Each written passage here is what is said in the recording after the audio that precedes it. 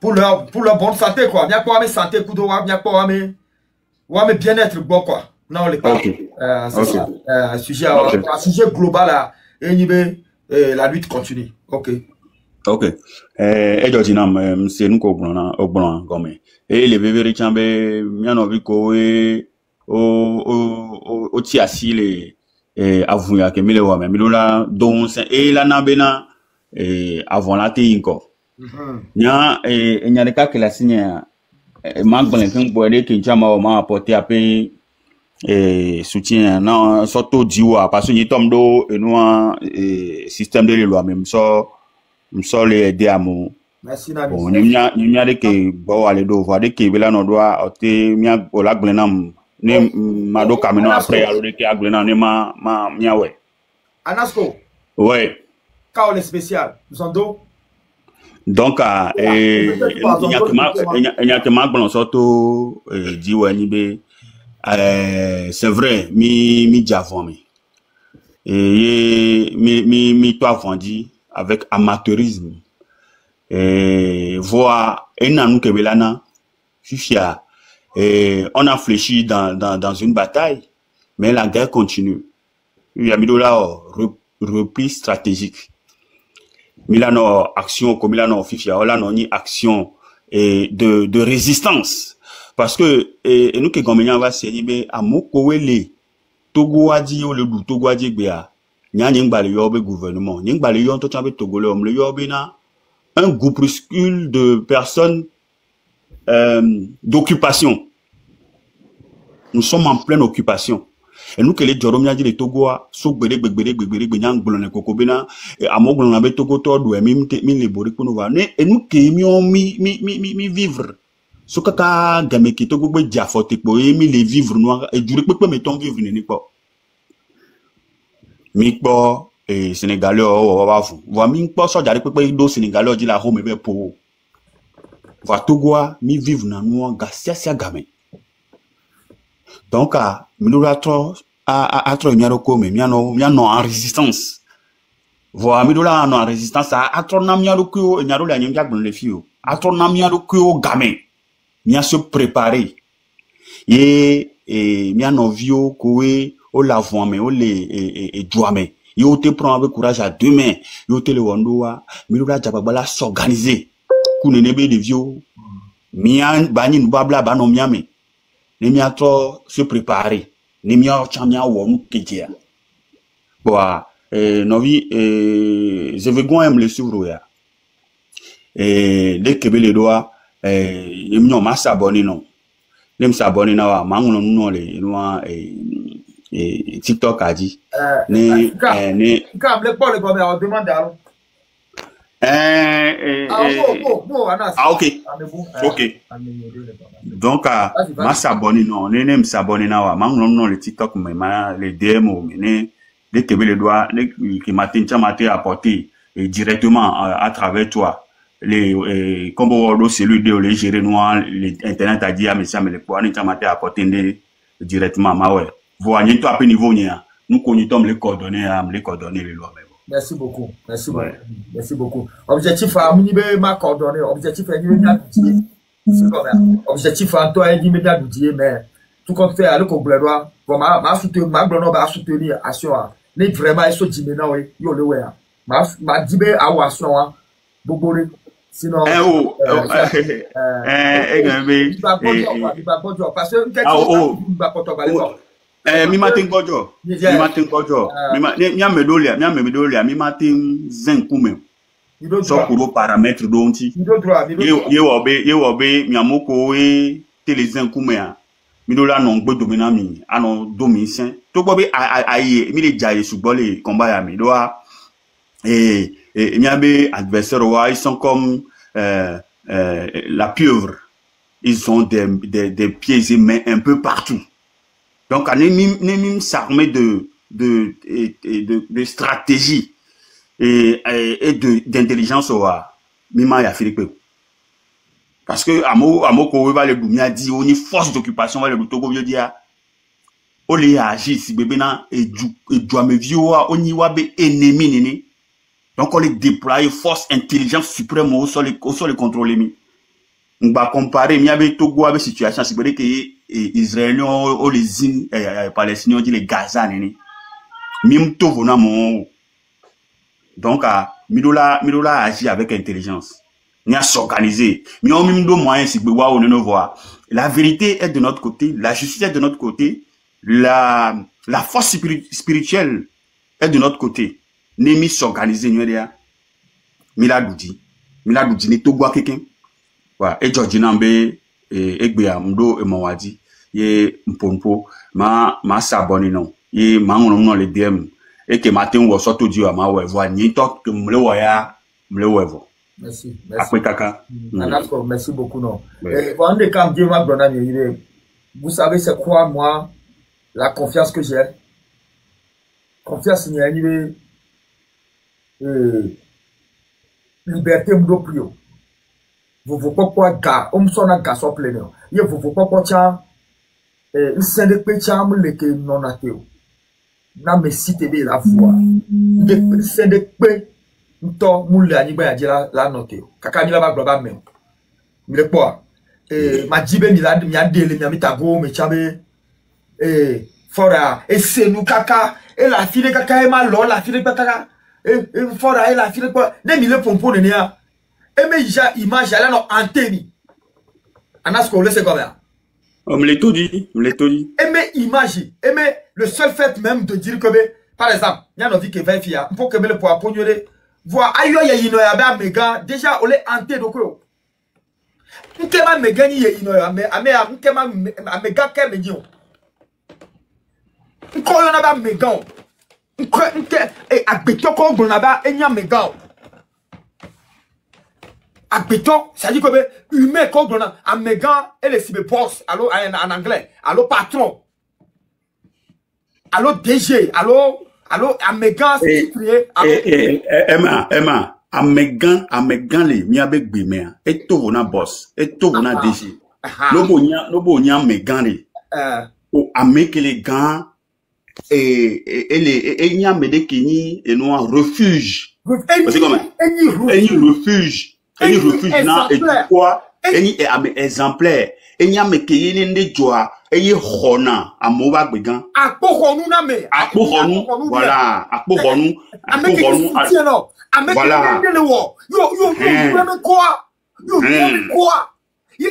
fifia amewa ya yino ya no yo me konto cha ekuro la kware amuanya yebe nya yonko an tera me anjia mi matin ba me gon nya ni to déjà appel vocabulaire nyemea ni mu yo ne aben konto to parce que voilà odo raison odo tedo no ama c'est toi et na be no be et même nous là la combattre américain on la combattre mais en parole et en action donc ne ole gbronya yo le na me en valeur a o ba le monter à main on va le monter donc Camilo là travailler nya be nya gbon quelqu'un nya et bien nous sommes ensemble les cas mais ensemble SM yo non système de benyo so dare yo so le trucider Togo joie système de et nous le système ame et non les problèmes Milo là nani azan intelligence o les embedebo si tu as Milo là bateau a trop changé au port et nous a fait que des vieux ans malgré mi noir un peu sans expérience voir ni trop mobiliser à mon ton nom directive trop fort nous courir là no wanti y ni wa tutoa ola gba kakamila pota nenu ya ni mi s'organiser ni ya npo bena amowe egbe o le kwakota eji les gars me so be to na sigbo yo na me robe milicien o to na amomo magbato ye ngede ko mi ba le pole réseau agent vont la nani quoi c'est parce que même les s'organiser ou de force que les miasia il n'a bena il se croit tout permis il se croit tout puissant yo le wo il s'organiser vite puisque to gobe population toi auto bon dina population tellement ben c'est normal parce que mi vécu traumatisme subo nglona kokobena éduquer meye et du medium to d'accord o nyanyo de bena ko ya ko da ame ale que yo dena o mi gba po le telebe so jo va so o va pour du koko urno so pour du jo Voilà, autre les trois ne nous du mévio benobe. Avec mi d'accord, na mi du juba, avec mi deno e du nyare pe tan nyasio. Traumatisme gane beni. Et nous que te wa, eva wa dans les du quoi di kaka egbea. Mi va laisser ba moko we, mi ndo dignité o. Peuple que wem tite wabe jenata po. Va mi owe brimiave jenata so wa me pepe. Do wa ediko kele brimiave jenata vo. Ye mu le po do nti wa mi ano poser question de me lo kakaye enu ya mtele po me va vo na mu amon wo ne wa be mama me le jugo mo ko ne me va vo. Limitele bio nya wa gomesi. Ye mite hodontia mi la si togobe situation comme.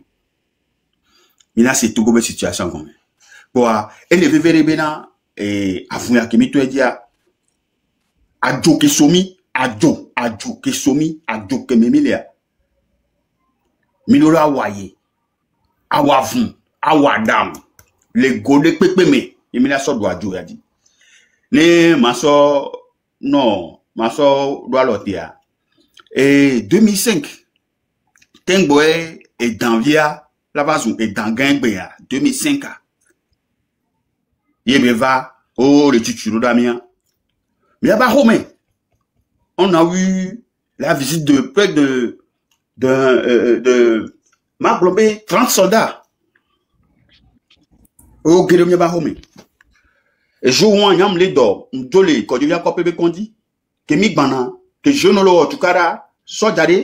Et pour du bena et le coucou ya domia bolo hume bena non po yo la wuye yemi kokwe kakakaba dido central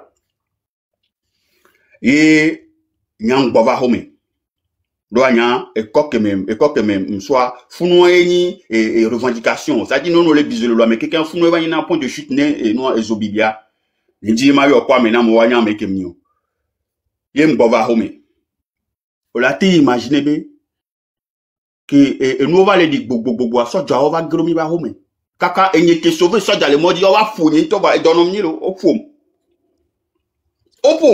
to wa edi ko kwena ne mblo no be ko tonya ja enya ke bia ke blade enchi ewunu na okay basi terminator anasco ye opum soja nyanya ma na refuse to go soja nya fifia et nous ke ya gbon ye djebe mirula gba o mirula so do apani mi no view ne mi atem pankwa me yo nyibe nya fofurele wo weni gbevun ko le mi eko me gbevun bam gbevun bado gbevun toto e wo karaté 5e dan et on a imaginer be soja ko va poma o le sigbe plus de 15 au attaquer nya fofo won. Oh les dopone mais non mais je la quoi de lui tellement comme il est costaud non lui on doit l'amener. Oh les dopone va chalea donc c'est va maintenant be gameke faut un jola l'amener so jawon yemi po les hota yebe joa amele pepem second même intentim na po de noiro egbea mi be mitrozu hospital mitrozu totito mitrozu leke yemi bojo dare keke mi fladare mi fladare ye wo be gombe fofo ya eva le trop le joame doa nous se tore pengbalo kan tore pengbalo voa mi do la nye bena sande mi na kungbe sande va non ye na le gbo bena egbia ni mi tro ingbe vide ni mi tro mi ya tro va mi no vi ko o ni mi aba lo ku mi aba fo le joame o do la blago ku do susu bi no tuare no gbe to ya ko na ho victoire gbo no to ya ko na ho victoire gbo do a togo ba ni gbam to chan le ngbo domina mi egbe ya togo ba ni gbam le ngbo domina mi egbe e ya no ni togo ba ni gbam so gbe holo mi ajuko we pe fonfon ku do ende o pe le wo mi ye na mi didi vo togo ba ni gbam tite ho mi lo la tite akole to anu azole bin seme ne mi apota ni nya ya sino wa no bi ni o fofo ni o eto ni no mi o e de fun doa mi va le doa mesi bébé même ya de ma be gamin ya de ma chan de be nyon lo be gamin o gbon be o traquer na mo voa e ke me mi le gbe ya c'est trop mi an avion ba do dignité o am on to chan mo amela na ho mi na wa on chan doc be lo ele ku e mo de ele ale téléphone no di ça inke be lo ele renseignement Renseignement pour qui? Contre qui? Et pourquoi? Mais contre le peuple. Pour ces vautours-là. Et des fonds. Et des fonds. Et Joadio va laisser bébé. Et nous, on est. Oh! Bien novio. Milola Djababa kaka mira portane. Et nyaro lia. Dinabe Magblin. Parce que m'va deux dessindo, ben nous, owe na yemi lelekia. Voix egbe que m'va parler le wadia, ni ma grina de pepou. So y côté on. Va nemi comme il va de chance, nemi te non. Et nous en privé après. Nasi. Na sokora benade. Nous ko le jole net le togo are. Ni Antonia non pilo fure. O e loro dona lobe massa na so place to. Amu préféré bena yo no fiance na bon meto bena yo ado wa kwashito. Bon na bebe Azea e ke gbele na no e ke granando. Wono we dia se to nwe dia e la so he da gbe ba. Wa fianfinya mo le. Fianfinya mo le. Fianfinya et là non finu même les balais finu on va nous ton le temps anya bena et soane mon ton blé la finu. Wa et nyama naido nyadi vidéo e jodi na be onam e mo popo ala après et panel wadi ne ngbedo e no inbox me non milai ko ti adi voilà voir ne do temps ne mo bonjour ça va mouvement matin no demande ne nyadi la mia no blon akpe non. Merci beaucoup. Cécile. Oh, Cécile. Cécile.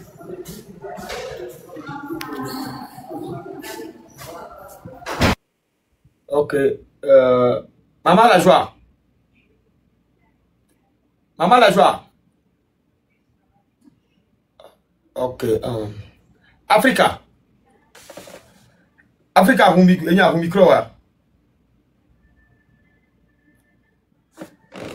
Les gars, vous m'écoutez, mais laissez un Africa, vous micro.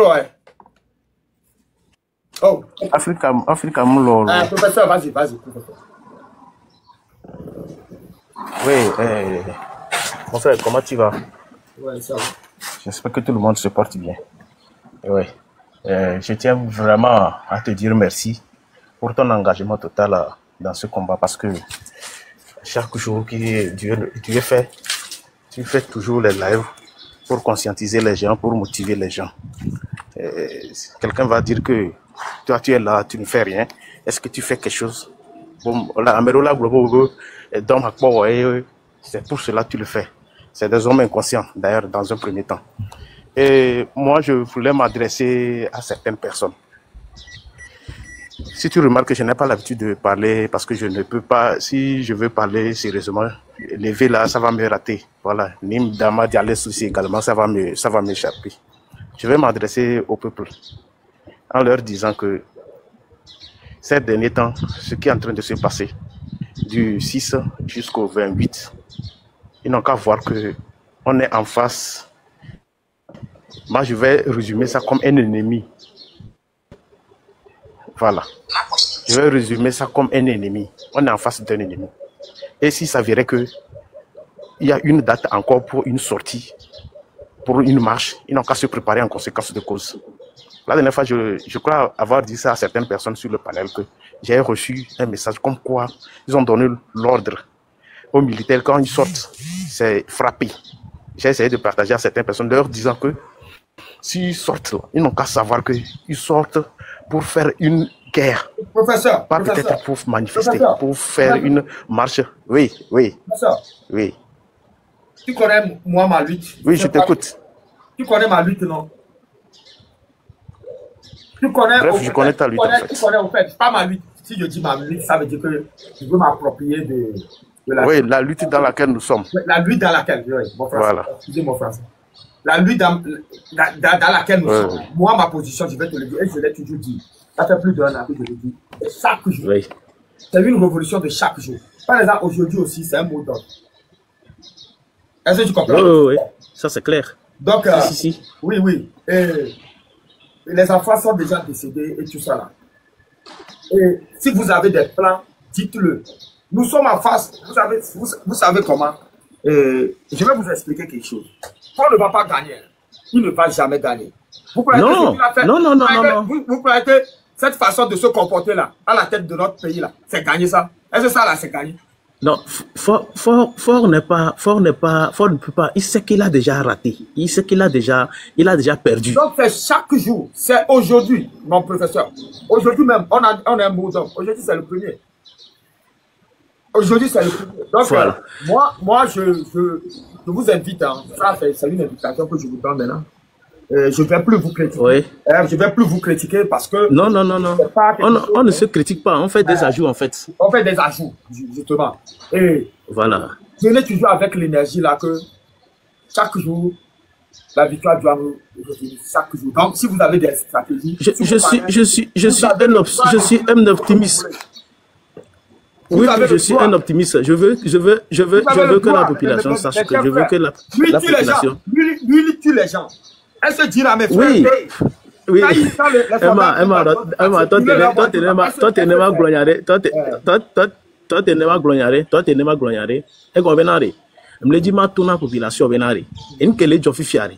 On les guerre, quoi. Et qu'on venare, guerre. On croise sur notre chemin une personne où il est de notre côté ou il n'est pas de notre côté, on là-bas. Ils n'ont qu'à savoir ça. Voilà, parce que ils n'ont qu'à savoir que toute chose est à anéantir. Tout ce que est comme pour l'État est anéanti. Parce que lui, ce que mis l'officier, et nous sérieux c'est-à-dire ils vont dire que non, ils ont l'habitude de marcher, sans dorer, Maintenant, il est temps à ce qu'on s'attaque à des trucs qui appartiennent à l'État pour détruire tout, pour qu'ils sachent que nous officier virer les gens. Parce que fort les fous et les blâmer et les combattre dans djihadisme et il fait rentrer les miliciens au Togo pour tuer la population qu'il est censé protéger. C'est un non. Les soldats le font les garder, les lutter contre les djihadistes, les balais sont miliciens. Donc c'est une chose contradictoire. Donc c'est dit que c'est lui en question qui organise maintenant le djihadisme vers le nord, sous-entendu, soit disant que c'est ces choses. Professeur, je veux t'écouter. Mais donc pour toi, oui. Comme si c'est lui. Donc toi tu ne sais pas que ce Kona là, c'est lui le terreau de notre pays. Tu ne le savais pas, professeur? Justement, c'est pour éveiller certaines personnes. Ne pas éveiller à mais on y a bien et noyer les gens quoi. Et deuxième des choses, le problème. C'est lui quoi. Dis que c'est lui le terreau. Qu'on a maintenant, qu'on a toujours. C'est lui. Et quoi? Et bien il a mis les glorifiés quoi. À moi, et bien il a mis les glorifiés. Il y a zéto quoi. Actuellement, négociation de pépin ba le coup de zéton quoi. Nembe Norgoji le wumia toa nenya be le hin et les sortes djihadis sauvage on va wumia toa le Norgoji parce que nembe et les sortes milices sur le dos et du mebono ou du mevioare et que va ni djihadis sauvenya donc nenya be et le kona ndesiade et le kona destruction na be ndesiade juste pour ne pas se protéger et be pouvoir. Voilà.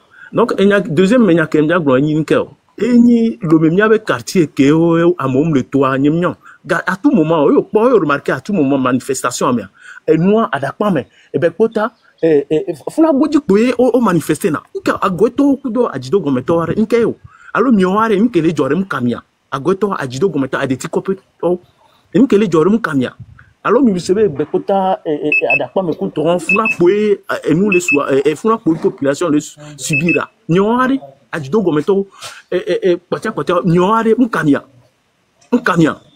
alors on kejo non bien dans quartier au bout le to le mot du silencieux mais parce que les gens ça ne vous regarde pas, je suis désolé.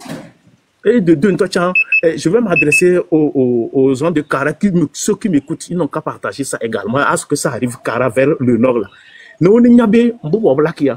Peut-être que adakma mais avec que agoya avec des problèmes là, t'as des problèmes. Peut-être qu'il y a des problèmes. Là, pas coudia. Pas cette ville, lagune da. Mais, et dans un babo, pas pour leur ventre. Non, c'est pour l'intérêt général de tout le monde. Là, et puis vous êtes là, vous ne sortez pas, vous ne dites rien. C'est comme si c'est Ebekota, Adakmame ou etc. Ce qui lutte là. C'est comme on dirait, ça à eux seulement appartient le Togo, ils luttent pour leur indépendance. Non. Ils luttent pour l'intérêt général. Ça, c'est se moquer des gens, ça. Vous, les hommes d'Adjidogo, vous, les hommes d'Agoye et autres, là. Quand il y a des manifestations, c'est seulement un secteur seulement qui manifeste. Vous, vous êtes sur mode silencieux. Qu'est-ce que vous voulez montrer aux gens? Vous ne savez pas que vous, si vous êtes là, vous souffrez là. Vous allez aussi quitter et réagir. Vous avez laissé une personne pendant des décennies, elle tient nos vies en main, elle manipule comme elle veut, et puis vous êtes là, vous ne dites rien. Je suis désolé. Mon frère, merci beaucoup pour ce temps que tu m'as accordé. Ouais, c'est à toi que je remercie parce que la lutte doit continuer. Faudrait pas qu'on baisse les bras, quoi. Merci beaucoup. Et maman la joie est revenue. Maman la joie. Maman la joie. Ok, bon. Margot est à pause café, ok. ZZ. Après ça, il y a foro. ZZ, il est mieux. Non, ok. Je vais encourager mon. Je vais l'habitude de tapoter dans mes voix. Frère, opération indienne, solution bouée. Agoué Toto, parler de Toto, opération indienne individuelle. Après ça, je vais commencer à me tourner non. Au port, à 6 ans, au Tozo, le Togo, 14 ans. On somme depuis que je suis Berican. On les amotoa, niveau les Léo Kaba, va mi l'incapable. Ni a enquête, ni a les amoko le Tozo. Ni a économie, Togo économie. Donc, avec Fiare, Indien, toi, la Pyramianti, ni a brisé et potio, ni a problème de mission l'enquête même. Ni a toi, amont le coule nord. On te le rendez vous. Ouais, be au plamo, abonné au Foudio. Be au plamo. On tourne nos vieux, et sur les cas, nos vieux diha, des hâteaux. Nos vieux, des hâteaux. Donc, après, on tourne à home, on les cap au poteau. Ah, faut faire alors. On tourne à home. On tourne à home, il faut des hâteaux, mais là, nous collons en mignon. Parce que, au les cas, soit d'ailleurs, pour le passador, on a un qui l'a Joshua, on m'a on collons. Et il y a tongon, il est non que divina. Tu n'as pas vu. On les incompétents au bout Togo au dos nous plein. Ouaïna Jo. Ici à Osotukara. Mon n'a pas telle station. Nous qu'est pas là. Non, à demi-tour, au dialogue mbalo. Nous qu'est pas nous des pintons à poto. Donc, on va maintenant encourager opération indienne to. Opération indienne to. Hein? Nioa ne miwea mila job birika mila pyramianti mila komidi nyawo pela te we pas flan yame bobo ko le bon dia ne mi tesi ne bi togo no se Côte d'Ivoire mila va jo me no chukara pa mo we ni radio dira pompo mi ndate pompo mi ndate o ndikiko donc allez et dit pepo mila no encourager mi. Nous opération indienne est simple. Mi paralysé joie. Mi même à go dit no go tozo bébé de dipoire amélé les dollars. Quand on gomme to no go dozo pour amélé les dollars. On me donnera joisson là. Donc à courage. Emma, encouragez mi, cavaliser mi. Mi wo egbe wa. Et soyez de flou, voir, il y avait mis à baisser bras parce que tous les jours, Américains, tout le monde, les punpo, pour faire punpo. Le provoquer, oui. Tous les jours, Américains, tout le punpo. Donc, il y avait le jour de cas. ZZ, vous n'y parlez à dire, Miss Nono, Miss Wapata les filles. Nono, ouais, soirée, Mim de la Yamé, n'a pas vu Mim le dit nous gagner là. Exactement. N'a pas vu Mim le bio, Mim le dit nous gagner là. Mim le compliqué. Donc, allez, bien, Amérique, Migawela, oh, Migawela, oh. Mais 2 secondes chaque fois. Moi, je vous dis que chaque fois. Oui. Mia me coach les pédiales. C'est vrai, mais on a encouragé, mia tombale. Il est dans le gomme. Et Gaïa on ya. Et Gaïa on dort, qui est le Gaïa quoi. Et Gaïa là, ouais. Oh, c'est ça, c'est on ne pas. Mais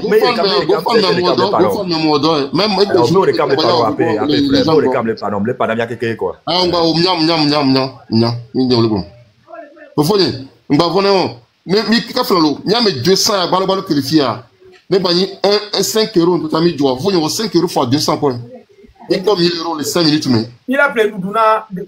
C'est-à-dire, Mimga ti jogola, 10 € tu as gagné là, 5 € tu as gagné là, 5 $ tu as gagné là. C'est-à-dire, petit à petit, oiseau fait son nuit, quoi. ZZ.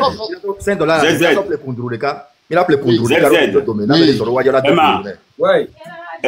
C'est opération indien. Ninja. Ah, ok, opération ninja. ZZ va les 3 opérations. Ah, opération ninja. Oh, ninja. Ok, opération ninja. Et Emma, Niemia, avec des sous-soins, mais des sous-soins, pourquoi nous voyons que Yama bien sûr, boy, sous-soins, Joshua.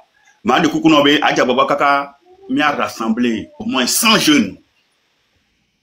Adja Babaka m'a rassemblé 100 jeunes. Nemi rassemblé au voix.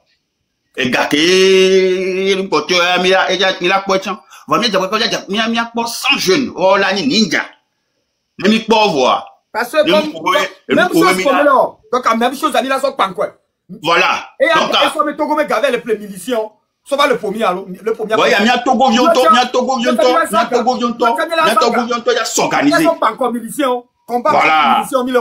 Voilà. Alors, faut amener, bien sûr, il a faut amener. C'est tout. On y a pas, moi, quand la fois, mettons. Voilà, opération ninja ya. Sans genou, ami, jakba, baka, mia, kero wanti. Nemi kero wanti, allez.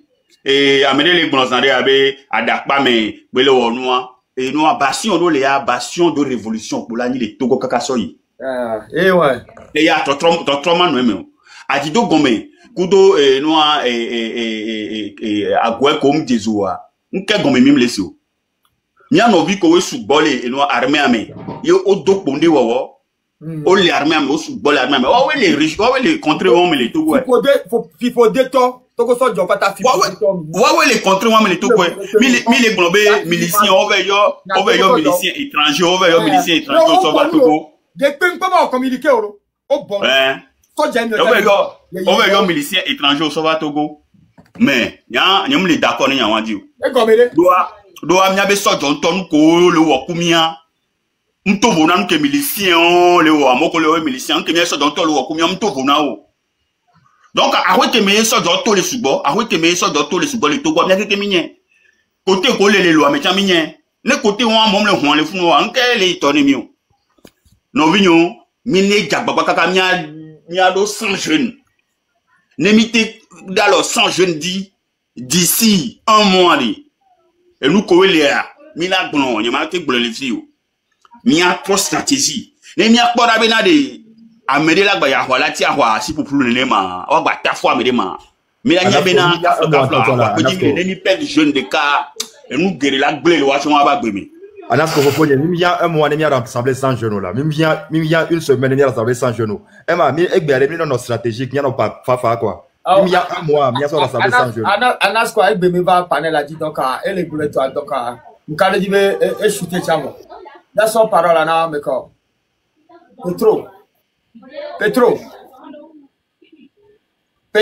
Ah, bonjour la famille. Ouais, bonjour la famille. Bonjour. Et que mi faut nous. Ouais, mi faut. Vas-y. Timbele nyanchivile wanja male senyao. Yo. Nya adakwa me yo solo adakwa me. Donc msenya be yo le mila rassembler 100 jeunes ore adakwa me manomia. Adakwa me dola no moué. Sika. Non, senya be yo. Yo, go. Sika ne son numéro na ni asia. Ni batidio, sia. Okay. Ni batidio. Yo. Ya. Kotia wana ewa kotia. Numéro la vakabala jojino. Kotia ewa ya camion toy. Bon numéro ale ko, sia. Bon numéro ale ko. Ya, Petro. Force nani. Ya. Force nani, sia. Okay. Bila we. You know, muja bate on the ko. Ni sia mesana. Amglona nyana mo, ni kembo ale, kembo nyaba no to ale. Plus de nade, mglona nyana na Togo trobe nade. Amo amle po de pe nu. Ne amu na panel oji, mbe glona nyawa. So be. Ema ele po ame ko mesuna. La preuve nke me bale o présentement. Ne ye you know, mu le militia va au Togo vi o ale. Kevi to chamate pour le Togo. Kevi que le miame ayame que le disani. Nyame dia ye you know amate pour. Azuwa, Yogeno, Ate pour les Niame, Togome, Yotocho. Nemu Amoa. Donc, Nia, Togo, la Nyan Kele, ou bien le problème, à la Nyan Kele, ou bien. Ah, mais oui, mais soit d'âme, mais soit le colonie. Donc, bien les défendre, bien les défendre, non, non, c'est tout. La ligne, ligne, bien ne peut ouvrir. On va s'organiser. On va s'organiser. On va tapoter. Non, les dias, non, les tapoter. On va tapoter, les dias, on va tapoter. Donc, on va s'organiser. Et tu me le boulet, je le dis sur TikTok. On va s'organiser. Parce que même étrangers au Qatar, pour les pyramides, il y a s'organiser. Nous sommes au dos au mur. Il est au dos au mur. C'est trop. C'est trop bon à l'homme qui est bon. Ou bien maman la joie. Donc allez, on va s'organiser. Soyez sûrs, soyez-en sûrs. Donc moyen de cas qui de force, on va s'organiser. Et on va le faire. Il n'y a pas de débat sur ça. Débat, il y a débat de Pekio. Mingba do débat de couteau drogué, mingba do débat de Pekio. Ni laissez comme un pédophile, hein, à chaque il y a un peu de là. Comme les yogena, béton, si bébé, et il y a diable, mais nuit, ordon, mais donc, et Petro, bien mis bâti, tiens, et là, et Kof, Petro m'a gagné aussi de connexion. Kof, allô, le gars de Only God là, Only God. Faut comme là. Faut comme là, besoin. Loko, m'dakwenami, abole jinami ema. Pourquoi là besoin? Donc, à monsieur Aminto le Segbeavo, opération Ninja. Et y a éligible, totoro de Pumvo. Na me de on kuvino chan otoni. On kuvina mi miajami otono. Asi agbeano, sebe yo po amere po, amere la pa me oble wa de ko. O ko essence de zomé. Asi agbea o ko essence de zomé onuye no gbe câble to aveno asi agbea onuye wa câble to ko le funu bo yo mdo degré po mu ho diplôme de po yo bo yo ni général ne forum vale wa de no vale bien document yo wa de yo nto funi document yo mjadi yo be grado ma fi amoko yo sena ta me kwa de o la va no grade yo de o mu bo kenu yo ja no ma yen ti afora ma jo le force forme ma jo wa mi le se wa be nya keken wa onuye ola jo mi la jo Togwa mi yeto yo. Togwa re, mi mu sene yeto gbe o. Emi pere yeto gbe onji. Demi pere wanji. Demi pere yeto gbe onji mi honora gblejo de na gblenami. Yeto gbe ba awo. Mi mano daglene mi ado po skulu. Yo do mi amaro skulu. E mi ke ba skulu ito egbe. Egbe ne yeto gbe mu racism kunyo a. Fi mi be ya racism kunyo ya. Mi ve di amoro anti wa no wumi. Miraje. Nya shami ba si agbere nya jami senata me gbemi lo adomo nya na mi la shami asi agbere nya jami senata me ken gbemi lo adomo nya na mi ba bon asare mi ne ken gba asare ba no do kwa mi akota mi la po e mi ne be ya yo ni terrora nya shami nu ko yo me terrora mi la shami nu ko yo me terrora mi la po asi agbe ba bon devions que mi wa mi la visité, mi le cas. Mi le gars en visiteur. Mi a quelqu'un. Kaka j'ai 32 envies. Kenny béré vert. Et à Houemele, à Goué, orange bois le founoir. Et le so govina mo. Pour nous voir dara mo domé. Mi je si kaka mi je si à Hoa me voir. Mi la visité, mi le cas. Après Faut comme là. Oh les togo vitu kiwa lo boy wame. Oh là, nous si bébé là, lui ni dit oh les néné. Hein, comme là? Oh les, l'homme compris du homme. Oh là, Jonathan. Boudoko. Tiens, merci. Oh les l'homme compris du homme. Voilà les gars. Ouais, nous payer du homme. Voilà, oh là, nous, on me le boucle et somme pas.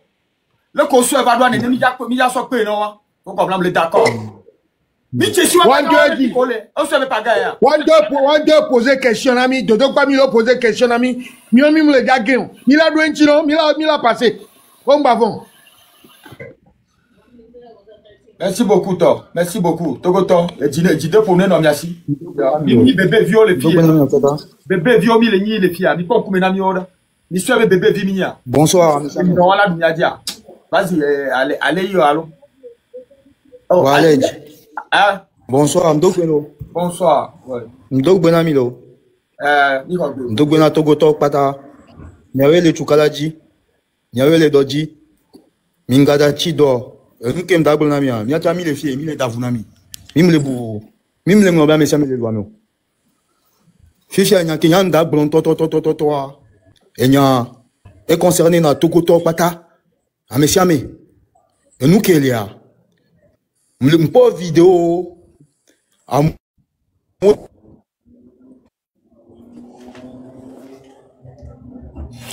Daou.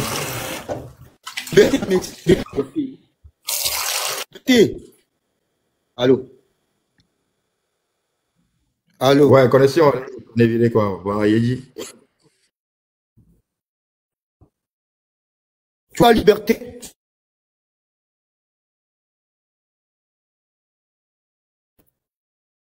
Les jeunes, ils sont.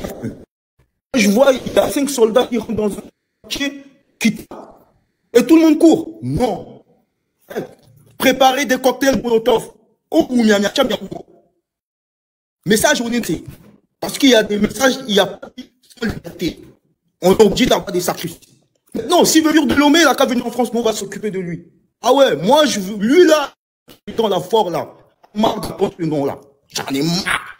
Et que eux, leur constitution, mon père, il est parti avec ses constitutions. Non, aujourd'hui, il faut que la jeunesse togolaise dise ça suffit. Il faut que ce gars bouge. On en a marre. Avant de pouvoir, qu'est-ce qu'il a fait dans ce pays? Ibrahim, ce qu'il est en train de faire, il a un voisin côté au Burkina Faso. Ce qu'il est en train de faire, normalement, en tant que président, moi, je dis, moi, on nous, mais vu ce gars, il n'est pas intelligent. Même sa propre famille dans des problèmes. Il met ses enfants dans des problèmes. Tellement tu vois l'argent, là, ça rend bête. Ça rend con. Il est en train de rentrer dans une atmosphère. Et là, jusqu'à ces dernières générations vont le payer. Ce qu'il a fait à Lomé, ce que lui et son père, ils ont fait à Lomé, ça va atteindre jusqu'à la dernière, à ses enfants. Est-ce qu'il trouve ça normal? Est-ce qu'il a où il est là? Il croit qu'il va fuir pour aller quelque part? On est partout dans le monde entier. Il y a des Togolais partout, on va le voir, on va le courser. Lui, il a fait des sacrifices, nous aussi, on va se sacrifier pour lui. On va se sacrifier pour qu'il bouge, mais. Pardon. Il fait trop les doigts, mais on va le mettre. On peut le tape pas quoi. On tape pas quoi, mais tu vois. On doit les filles aller Kébéléon. On garde trop bova aller Kébéléon. Non! Je suis à un moment donné, il faut que ça change. Le Togo, c'est un beau pays. C'est un beau pays. Lui, il faut lui demander de chanter l'hymne national du Togo. Il ne sait même pas c'est quoi l'hymne national du Togo. Ce mec-là, où il est là, il ne sait même pas c'est quoi l'hymne national du Togo.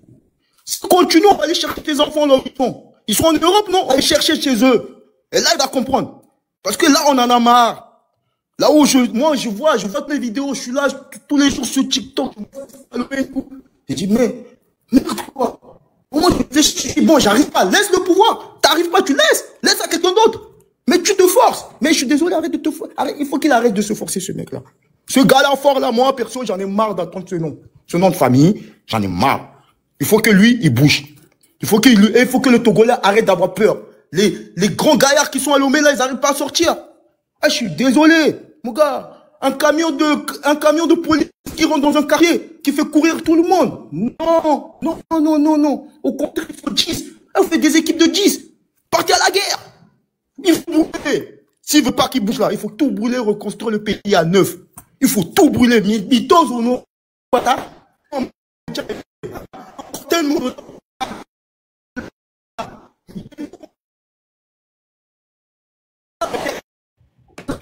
Ouais. Ta connexion. Ouais. Il est passé par là. Ouais. Hey, on va te descendre, tu reviens. Ta connexion, ok?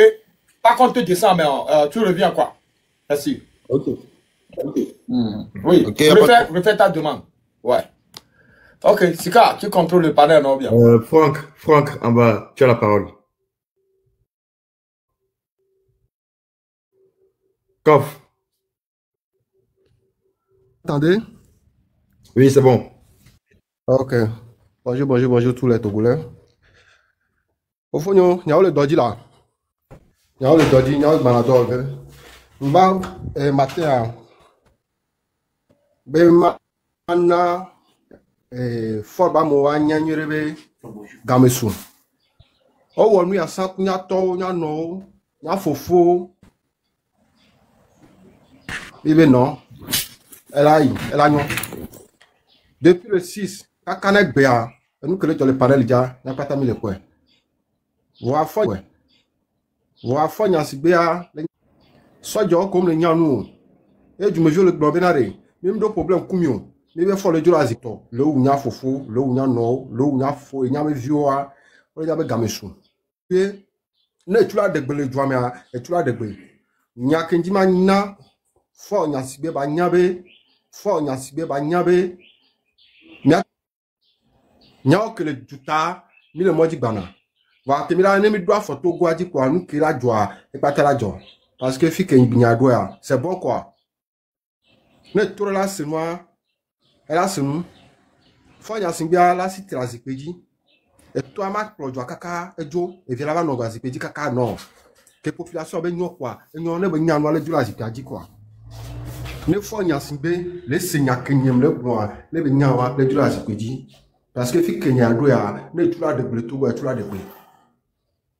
Ne e tula de bleto wa e tula de ble. Frank. Na me kala contrôle du Frank. Le go c'est fofo. Frank là, Frank et forme da moule da tous les lois présentement. Forme le da toi moule wa. Yem le blanc. Tu le dis belé, tu le toko boy. Mi le pas mo le tok ba le da mo le tok ba mi. On y a le tout so belé. Il y a les amis qui sont donc tu les dis le Togo ni fifi ni ba globe avec non le globe ne tu vas dire le Togo le globe nyo population mais mi ton ami sona ko mi sona tu cette fois ci anyata mi la hoka ka fi que tu aller ne fi que mi anyata mi la hoka mi akwa ko e chele micro mi akpo e nyawa ngba mi la do nyawa le clear quoi nya nkra jo mais tout le monde dans le loi chaque jour mucho ça va le premier chaque jour mucho ça va le premier avec grep tu vois. Oh cette fois-ci c'est fini opération et il y a que le gloire so jo que mi jesu wa ke pio wa ke kola tu ti bero ko nya fofo nya no vi wa ke nya kwa benare e kwa vivi na levena ma nya kwa be kwa e vivi na levena nya be jure nya so da zipe mi be cité à Gomidia même Diagoré cité la zipiadi même Diagon on me l'a pepe na jouer faut libère la population, il faut quitter le pouvoir, c'est tout ce qu'on demande. Mais tu massacres les Togolais, tu tues les Togolais, pourquoi? C'est la même population qui t'a mis au pouvoir. Tu n'as rien foutu plus de 20 ans. Ton papa a fait 38 ans au pouvoir, on n'a rien vu. Fofo nyo no vi nyo no nyo. Na Amerika la poto le Togo Amerika la poto. Ahoya mi mda dasa ahoya. Ne mi be ya gba bonu le nya me ya. Ni be ya ga bonu le politique be nya me ya dasi nya si be le pouvoir là. Maou. Non. Mais ça faut que tout le monde mi le ça doit que mi disa gba rentrer chez eux puis tuer aussi. Si rentrer chez eux puis tuer aussi. Si ça la mort là ça fait mal, rentrer chez eux aussi. Rentrer chez eux, soit tous les corps habillés. Et puis ce qui me fait mal, ils sont dans le gouvernement, ils n'ont pas construit, c'est chez les gens ont construit les maisons, vous venez prendre à location, vous n'arrivez pas à payer. Et puis c'est même vous qui sortez pour tabasser la population. Je suis désolé pour ça. Allège, fragmenté. Allège un rôle, allège. Revois ta connexion. Allège, revois ta connexion avant de monter. Ta connexion elle est trop naze. Franck Pombo.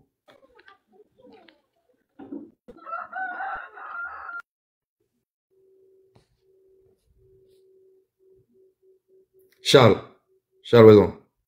Yo, le ko mi fenra. Mi so be do. Eso. Nya wele odo. Bene Togo sojo la fion mi bene ne be yo ngbadun son. Na du yo ye milicien yo la polo so ba do mi ado me be no no wu ame a. Enya amutro do bufia. Togo village tite bene ne be le jinu vladu. Le jibere konji anu akpo ijile konji. Do wa da tike nai. Atike nyono no konji abachi nyono no konji ministre ngba konji ba de photo ku amame vele abachi re kadio ba ni do ameku e don no le konji abaye ma te lo la vuvu mi ma ponu la no do Paul la no do ba amoko lo do le Paul la no za fono idomi o la no kusima le Paul ba mi sima Togo la no plesima ko ti sima le Burkina moins cher Bénin moins cher Djomé moins cher gaz le Togo amelo sa gaz le Dubo mais que le moins Togo la sa le gaz cher yemi no di nu mi adu ayo la ba be ne be wala ma no da to agbe to a mi to mi po be no le barbare to a mi o le barbare to a ami o le très sévère to ami ko ouvrir depuis ko ouvrir depuis o le bac depuis ko licence depuis ko maîtrise depuis school que le BPC que wa no tebe o le vacances ko la school a ono wa to la school a no wa no se fa villa home a mi to moi me laisse vivre to quoi ne le pour parasi ko le ko na quoi ya akpe kaka izare tamam Yves. Présent. Oui, allô? Ok, Piagnos Dondo. Oui, bonjour. Pompo quoi? Ouais, t'as eu le qui me follow. Ponupo. Bon, une que les gens vont me munyo. Nyanito et d'autres, nyanito mukbanada. Bon, fiam les fiches dia matin, diam les adore les un. Mais chanto jugmani gamulo inti no peut les passer. T'as donc à adorer ou mitro, mablo. Na mari matia gula, nchama gula makufa adorer ou mi. Mablo. Ezane. Ok, bon, les toi amené Piagnos, les toi alors. Mereko? Togo là. Mereko Togo mele. Encore Kamolo. Mouli Covier. Covier, mim se mi aben Covier. Moi, sans vie de trouver à Gogo, mi abota mim jibe à toi. Oh, patron, on y a que ni que ya globalement on complice de l'année quoi. De l'année. T'as donc un année américain de ma tout fier, il sera au point que je non. Bon, ok, on a olé la mot sous quoi. Parce que sabotage, non. Ben? Et c'est ça, je dis là. Américain là pour pouvoir laver les détails, toi, il y a quand même trop là non gomme, voilà saboter un avion. Bon, il y a pas tant de Dieu, mais toi en noir. Il y a les autres toi, il y a à pas de cas, à saboter mais il y a Kamebe, il y a Kamo. Il y a Kamebe, il y a Kamo, que même il y a le Togo hein. Que même il y a le Togo hein. Ini memang jangan yang nak kumpul fiat atau sahabat sahaja. Enya kemile gboare ma gbon nya mekele pour poanami mi po vi ko twaji to gon bebe kan le a 1 km ko la ba ho yen gbo fi ko jimi fi a to ni ba ho mi voire nyere capé no bio se le funu agno ikachi wa vivi kachi wa le gbo be limousine no yi wa do no bio se be me ka no wa ko me me kele révolution me lo wa do me ma nyere capé to na le ko me nyere capé e to na le ko me. On aura la victoire, frère. Donc, à Mingbalan, voix, il y a pas quoi, mon connu, sans heavy. Il y a un tonneau, bon, va bien, c'est qui dit, au béa, et béa, mon gogo, toi, au coup, quelqu'un, au couré, nyami. Au mou, il y a fille de polo, voignez que les joueurs, moi, le poton la gbé. Il y a déjà des midés, faut voir les lames. Faut voir les taux, les lames, nami. On dit, là, on se voit, bah, fanan, je me connais. Ok. On est capable de là où nous caméras ben pour le on n'y a que quoi mais que ma vie on y a pas voilà mi souffrir là ça. Ok bon inke wa bon amorole chike o soit ne mo pompo no anka nyate odoma de Zarkama tanoka amole ne mo kwa mo o soit nyate awe sinon n'y a pas eu campus me pas me nem n'y a pas le que tu morgue fico drana mo pour nem n'y a pas avec camo kuna de pas maman ne la pas conduit pas ma fico tout quoi pas mania tout quoi pas mania pour pas ma non il y a on les migrants on va ils vont vivre des solutions mi le dit le que mieux ouais nem n'y a mis tout on so jare premier mi apoué il y a une solution mi le dit les filles le que mi là ne so jare ou mais nem n'y a mis quoi mi oui il y a bien que mi le gonvier et n'y a on migrants on va y va ok que jawari aso commune abe aller nke jawari mi na me nyama mi mero de WhatsApp ti kama na me boton wani mi sogbebo nya osi nyina mi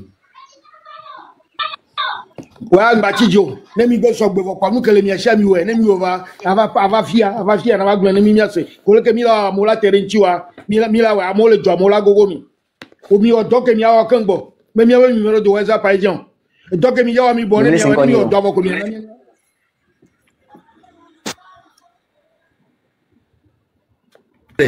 Piagnon, laissez-y. Piagnon? Mais le coup, réseau, le coupé, me laisse un yankoniro. Pivion, laissez-y. Oui, patron. On laisse saison. Ah, Pivion, me laisse. Obenade, et Togo, allez. Oui, me laisse. Il y a me coué les filles, ah ouais. Ne Togo 3, ouais, Togo Benoît. On laisse-y. Réseau, le coupé. Mi bon, mi attend. Il y a eu les Arouane, Yorokoye. Il y a eu les Arouane, Jouane, Trone, Yoé. Hein? Donc, allez, mi bon, mi attend. Nous qui l'aime, yao. Nous sommes mi attend, mi hein? Oui, mais les filles, les dons de Penami. Mais là, nous en bavé. Nous, on tourne à nous que les gens, les Togois, les béats, de l'enchia, ouais. Quand les miens, là, nous, nous, les filles, ouais, minga don de Penao. 1500 ans. 1500 ans. Et alors? Bien, mais les gens, ils viennent à 5 ans, ils viennent à Miabon. Et l'ami, on a bien toi les Samia beaucoup. Mais les gens, ils doivent Penami. Bien toi les Samia beaucoup. Les amis, ils ont mis, ouais. Donc, à nous, le val de Goma, mais les gens, ils ont donné. Togo, on t'a trouvé. Les gens, ils ont mis au $100 au délenchi. Ils ont fait ce qu'on veut faire ta part. Donc, à Malogro, mais les gens, alors, on a numéro. Ne yo, bon, ah, oh. Il y a champion, nous, que Mijawa. Il y a même, il y a combien de temps, ça n'a pas encore. Donc, à quoi on a panko, il y a combien de temps ça n'est? Panko, on va le miasia. Alors, panko, on va le miasia. On y a qui a, au point à Jamari. Mereko? Bobo de Sokanya, Tobio Sanabak Panko, on va lia.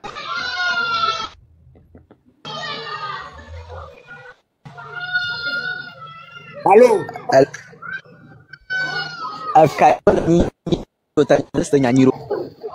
Digo, Mary, vea no señor.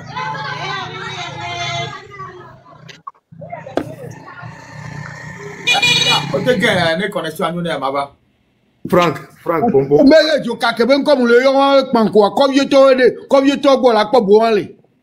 Nous causons la boîte, tu n'as pas mon le comme je le fous. Non, non, ma réseau. Ouais, ben, on va même le soir, ben, qu'on va boire les romanos.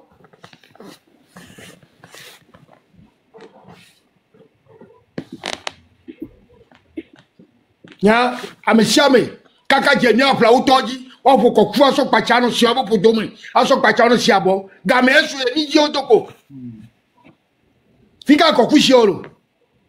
Embe pe pla u pla go ko kusiolo fika olo. Comme la vie si pepo me le beta bibia, ko kusiolo comme la vie si pepo me le fika olo. A pla u afeji, enu a batom, so ajanti bibi, akpalu. Yako. Familo. Commandant, fica Milo. Minha cocu, não é fica Milo.